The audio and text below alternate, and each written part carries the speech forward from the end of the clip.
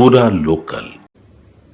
ఈ ప్రభుత్వంలో ఉన్న పెద్దల భాష మార్చుకొని ప్రజల పక్షాన నిర్ణయాలు తీసుకొని వీలైనంత త్వరగా మంత్రివర్గ విస్తరణ ఖాళీలు కూడా భర్తీ చేసి వీలైనంత త్వరగా స్థానిక సంస్థల ఎన్నికలు పెట్టి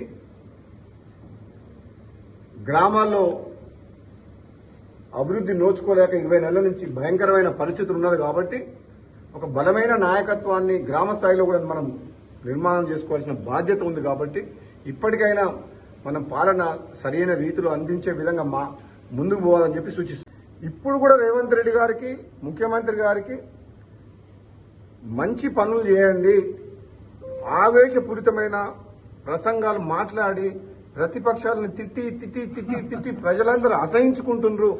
మీరేం చేస్తారో చెప్పండి, మీరు ఇచ్చిన మాట నిలబెట్టుకోండి, కానీ ఊరికే 20 నెలల నుంచి మరి సేమ్ అనకండి అని ప్రజలు అనుకుంటున్న విషయాన్ని చెప్తున్న